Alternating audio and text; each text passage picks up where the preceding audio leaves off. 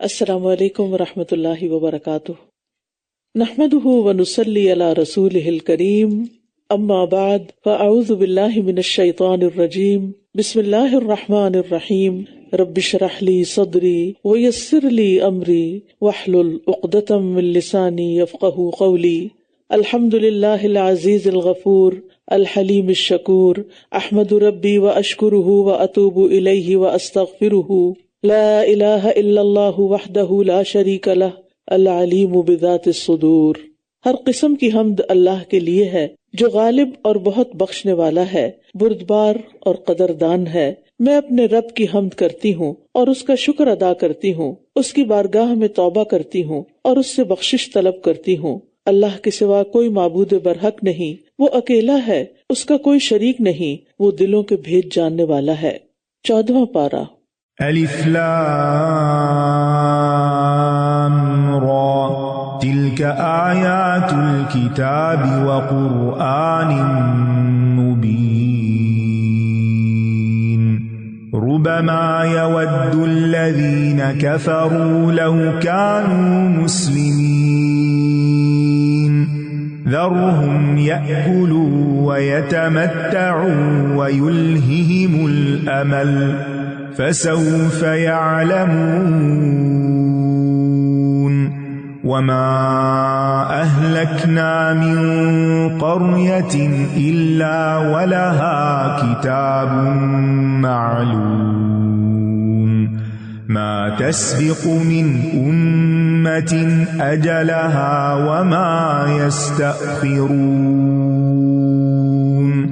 وقالوا يا أيها الذي نزل عليه الذكر إنك لمجنون لو ما تأتينا بالملائكة إن كنت من الصادقين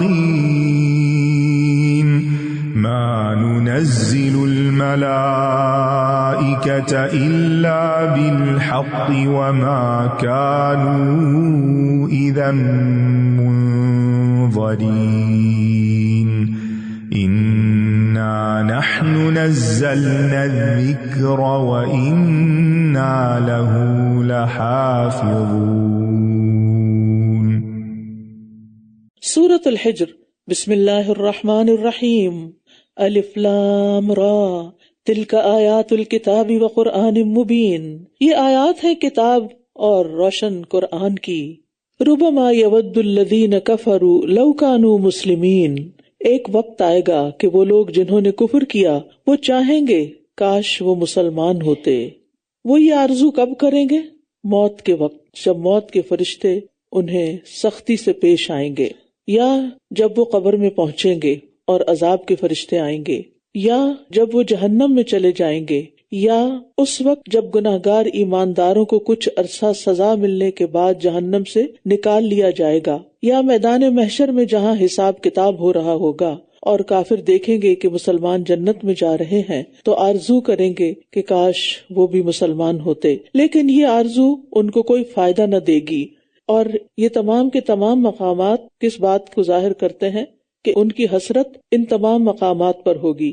قیامت کے دن کافر کی حسرت قرآن مجید میں دوسری جگہ بھی بتائی گئی ہے، یوم ینظر المرء ما قدمت یداہ ویقول الکافر یا لیتنی کنت ترابا، جس دن آدمی دیکھ لے گا جو اس کے دونوں ہاتھوں نے آگے بھیجا، اور کافر کہے گا اے کاش کہ میں مٹی ہوتا۔ ذرہم یأکلوا ویتمتعوا ویلہہم الامل فسوف یعلمون، چھوڑ دیجئے انہیں، یہ کھائیں اور مزے اڑائیں اور جھوٹی امیدیں انہیں غافل کیے رکھیں، بس عنقریب یہ جان لیں گے۔ لمبی آرزوئیں آخرت کو بھلانے کا سبب ہوتی ہیں، یعنی لذتیں حاصل کرنا، نعمتوں میں زندگی گزارنا، آخرت کی تیاری نہ کرنا، یہ نجات طلب کرنے والوں کے اخلاق میں سے نہیں ہوتا۔ رسول اللہ صلی اللہ علیہ وسلم نے فرمایا، بوڑھے انسان کا دل دو چیزوں کے بارے میں ہمیشہ جوان رہتا ہے، دنیا کی محبت میں اور لمبی امیدوں میں۔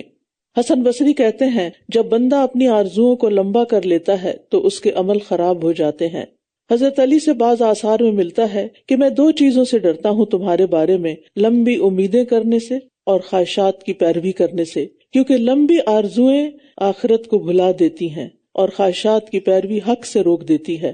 تو ہم سب کو بھی سوچنا چاہیے کہ ہمارے خیالات زیادہ تر کس چیز کے بارے میں ہوتے ہیں، کیونکہ انسان کے دل میں جو چیز زیادہ غالب ہوتی ہے وہ اسی کے بارے میں زیادہ سوچتا ہے۔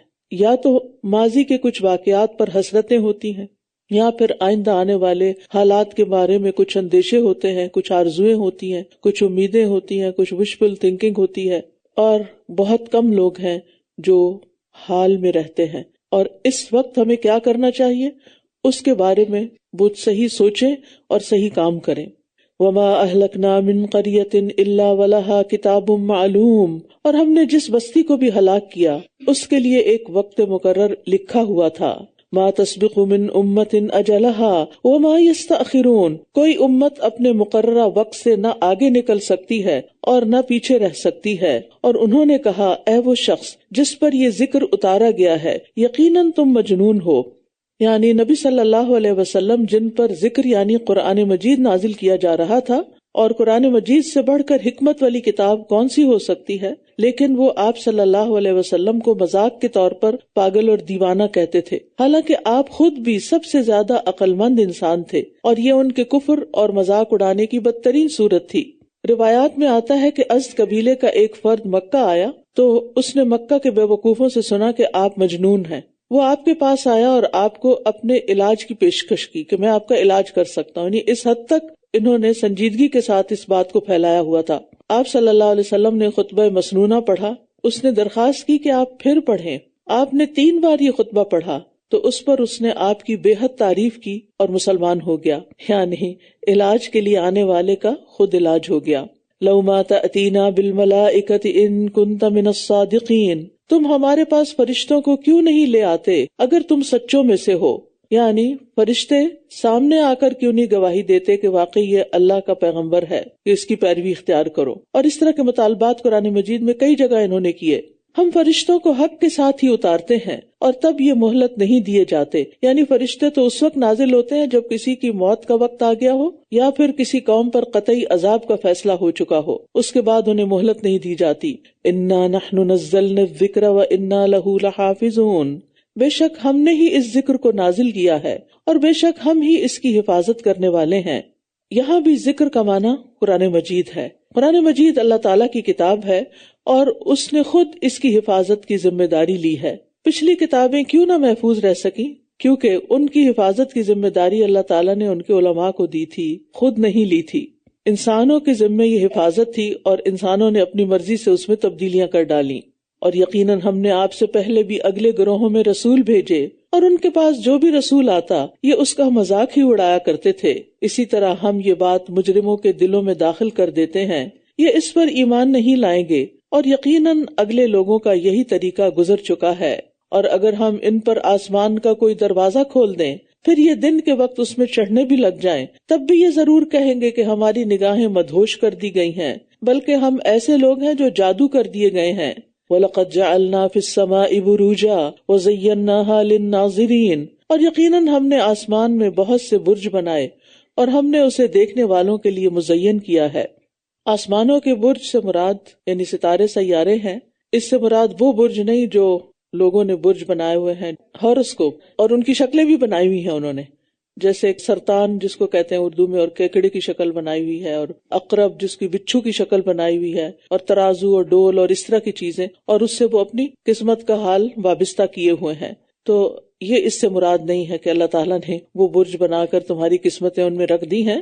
اکثر علماء نے یہاں بروج سے ستارے اور سیارے ہی مراد لیے ہیں جو رات کے وقت آسمان کو زینت بخشتے ہیں۔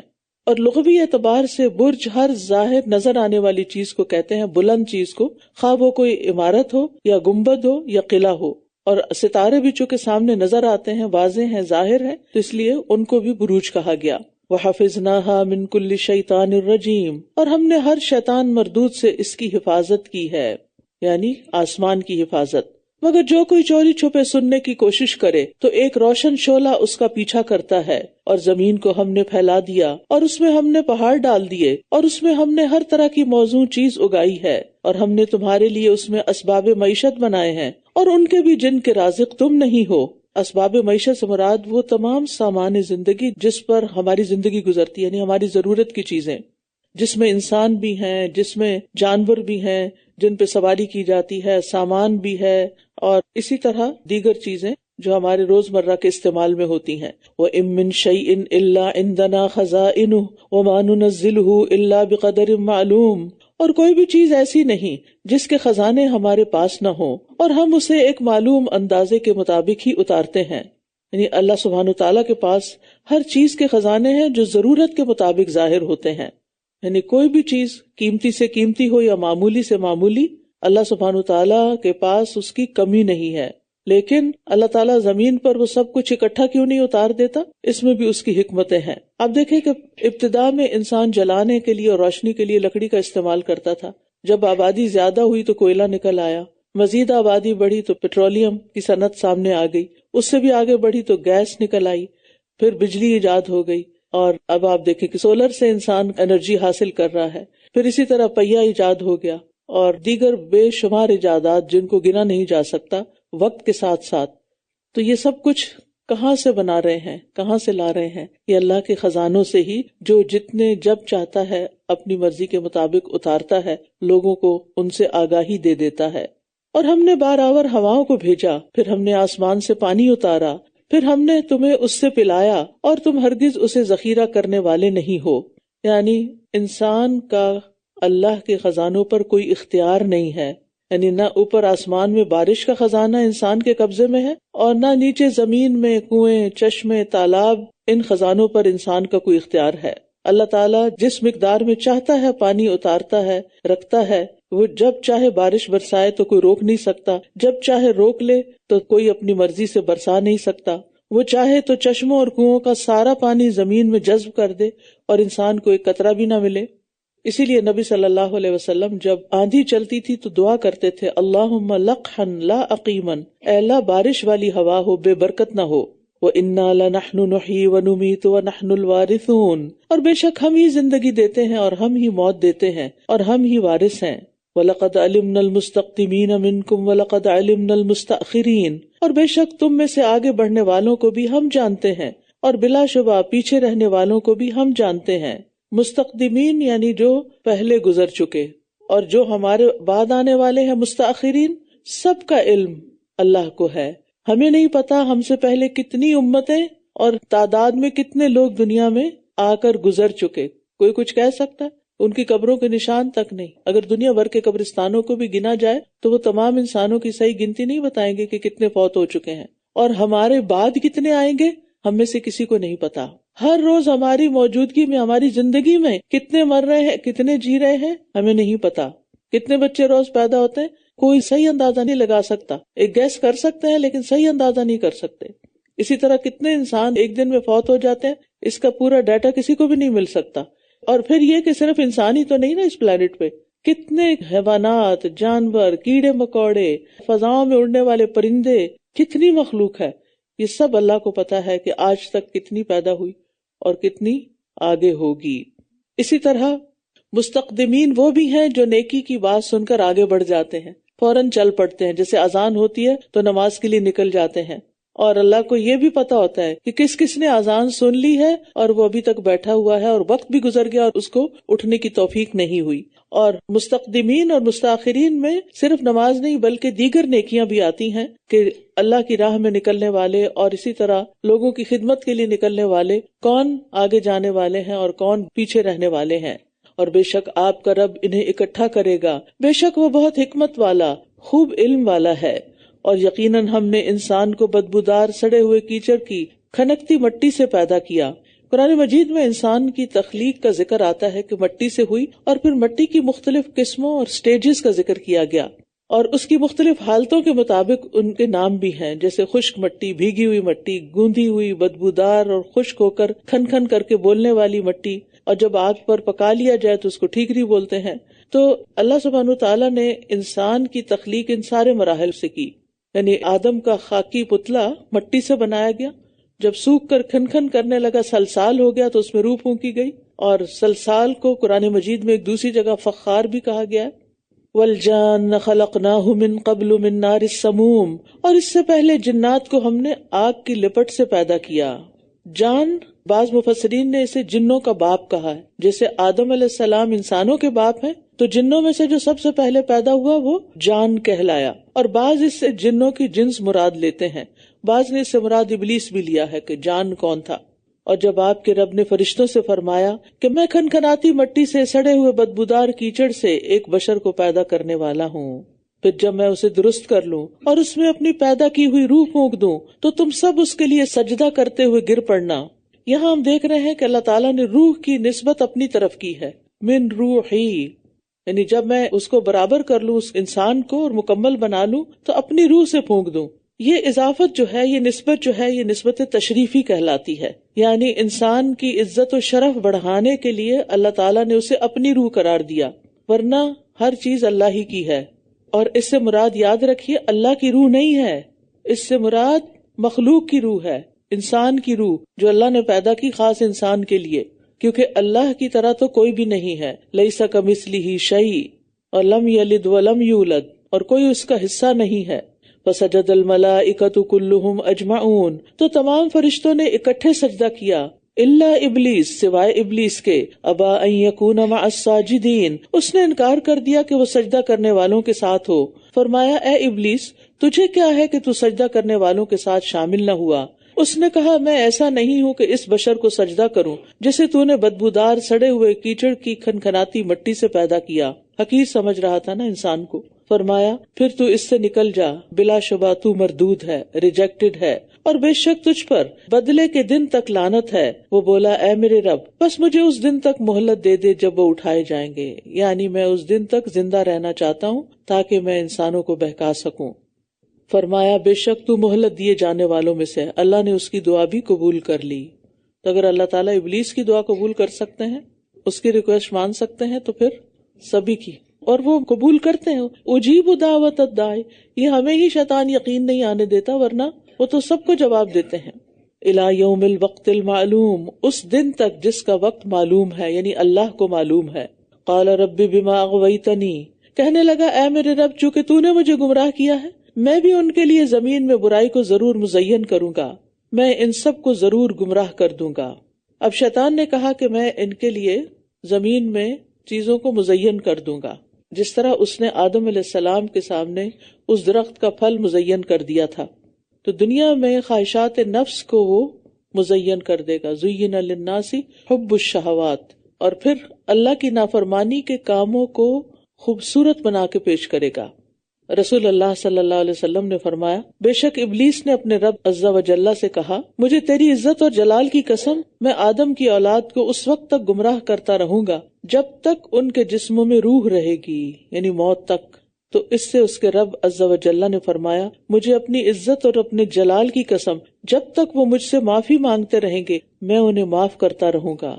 تو اس حدیث سے بھی پتہ چلتا ہے کہ ابلیس نے اولاد آدم کو گمراہ کرنے کا پکا ارادہ کر لیا اور قسم کھا کے یہ بات کہی، لیکن سب لوگ اس کے پندے میں نہیں آئیں گے. الا عبادک منہم المخلصین، سوائے ان میں سے تیرے چنے ہوئے بندوں کے، یعنی تیرے وہ بندے جو خالص تیرے لیے چن لیے گئے یا جنہیں تو نے خاص اپنا بنا لیا، انہیں میں گمراہ نہیں کر سکوں گا.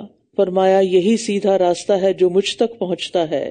ان عبادی لیس لک علیہم سلطان، بے شک میرے بندے ان پر تیرا کوئی زور نہیں ہوگا، یعنی جو صراط مستقیم پر چل رہے ہوں گے، جس کی دعا ہم ہر نماز میں مانگتے ہیں، تو ان لوگوں پر جو صراط مستقیم پر ہوں گے شیطان کا زور نہیں چلے گا، شیطان کا بس نہیں چلے گا، مگر جو گمراہ ہونے والوں میں سے تیری پیروی کریں، یعنی جو شیطان کی بات مانے، کیونکہ ایک رحمان کا راستہ ہے اور ایک شیطان کا راستہ ہے. یاد رکھیے کہ آپ جیسے یہاں کھڑے ہیں، جہاں بھی آپ بیٹھے ہیں، دائیں جانب رحمان کا راستہ جاتا ہے اور بائیں جانب شیطان کا راستہ جاتا ہے. اب یہ آپ کی چوائس ہے کہ آپ کس راستے پہ چلتے ہیں. جس راستے پہ چلیں گے اسی پر آپ کا اختتام ہوگا، وہی آپ کا اینڈ ہوگا.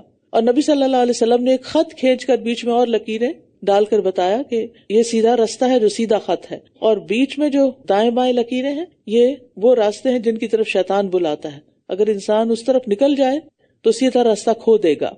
تو ان آیات سے یہ پتہ چلتا ہے کہ اخلاص برتنے والے اور ایمان رکھنے والوں پر شیطان کا کوئی زور نہیں چل سکتا. اللہ کے چنے ہوئے بندوں پر شیطان کا زور نہیں چلتا، وہ شیطان کو ہرا دیتے. حضرت عمر کے بارے میں کیا آتا ہے کہ عمر جس راستے سے گزرتے تھے شیطان وہاں سے بھاگ جاتا تھا، وہ اپنا راستہ بدل لیتا تھا. یہ چنے ہوئے لوگ تھے نا. آج آپ دیکھیے کہ کیا شیطان ہمیں دیکھ کر ہمارے پیچھے آ جاتا ہے یا بھاگ جاتا ہے؟ ہم شیطان کے مقابلے میں کتنے طاقتور ہیں، کیونکہ شیطان ہمارا دشمن ہے نا. اگر آپ اپنے دشمن کو دیکھیں گے تو کیا کریں گے؟ آپ اس کا مقابلہ کریں گے، آپ اس کو ہرائیں گے، آپ اس کو نیچا دکھائیں گے. بزدل بھاگ جاتے ہیں. ٹھیک ہے، تو اس لیے شیطان کی باتوں میں نہیں آنا. ایک ہوتا ہے نا میٹھے دشمن، کچھ لوگ ہوتے ہیں بڑے حاسد ہوتے ہیں، آپ کی ہر بات کو نوٹ کر رہے ہوتے ہیں. ایسے دوستوں سے بھی پناہ مانگی گئی نا کہ جن کی آنکھیں ہمیں دیکھتی ہوں اور دل واچ کرتا ہو، یعنی رقیب بن کے کیا کر رہے ہیں، کہاں سے کر رہے ہیں، کیسے کر رہے ہیں، اور پھر ان سے ملنے والے فائدے اٹھا لیتے ہیں لیکن پھر اپنی راہ نکال لیتے ہیں. ٹھیک ہے، اوپر سے آپ کی تعریفیں کریں گے لیکن اندر سے آپ سے جلتے ہوں گے. تو شیطان کا بھی بار ایسا ہی ہوتا ہے کہ وہ اوپر سے چیزوں کو بڑا خوبصورت بنا کے دکھاتا ہے. انسانوں کی شکل میں بھی شیطان آتا ہے اور وہ آپ کو ایسی باتوں سے بہکا لے جاتے ہیں غلط راستوں پر کہ پتہ بھی نہیں چلتا. لیکن شیاطین کو بھگانے کے لیے ضروری ہے کہ قرآن سے مضبوط تعلق ہو. شیاطین اس گھر سے بھاگ جاتے ہیں جہاں سورۃ البقرہ پڑھی جاتی ہے، جہاں آیت الکرسی پڑھی جاتی ہے، جہاں سورۃ البقرہ کی آخری آیات اور اس کے علاوہ قرآن کی شدید وعید والی آیات پڑھی جاتی ہیں. وَإِنَّ جَهَنَّمَ لَمَوْعِدُهُمْ أَجْمَعِينَ، اور بے شک جہنم ضرور ان سب کے وعدے کی جگہ ہے. لَهَا سَبْعَةُ أَبْوَابٍ لِكُلِّ بَابٍ مِّنْهُمْ جُزْءٌ مَقْسُومٌ، اس کے 7 دروازے ہیں، ہر دروازے کے لیے ان میں سے ایک تقسیم شدہ حصہ ہے. استغفر اللہ کی کتاب میں لکھا ہوا ہے کہ کون کون کس دروازے سے انٹر ہوگا. اور یاد رکھیے جو لوگ دروازوں سے انٹر ہوں گے وہ کبھی جہنم سے باہر نہیں آ سکیں گے، لیکن جو لوگ پل صراط کراس کرتے ہوئے ایمان والے ہوں گے لیکن برے کام بھی کر رہے ہوں گے، اگر توبہ کیے بغیر مر گئے اور گر گئے جہنم میں اوپر سے، تو پھر وہ اس سطح پر ہوں گے جتنا ان کا گناہ یا قصور ہوگا، اور پھر اس کے مطابق سزا بھگت کے وہ نکل آئیں گے. ان کے نکلنے کی امید ہے. وہ پوری حدیث آپ کو سنائی تھی کہ کچھ لوگ اتقاء اور رحمان ہوں گے کہ جنہوں نے کوئی نیک عمل نہیں کیے ہوں گے، لیکن اللہ تعالیٰ اپنی ایک کف یعنی کفہ یعنی اپنے ایک لپ کہہ لیں یا ایک ہتھیلی، اس سے ان کو جہنم سے نکال دے گا. لیکن جو دروازوں سے جائیں گے وہ نہیں نکل پائیں گے، وہ کٹے پکے مجرم ہوں گے.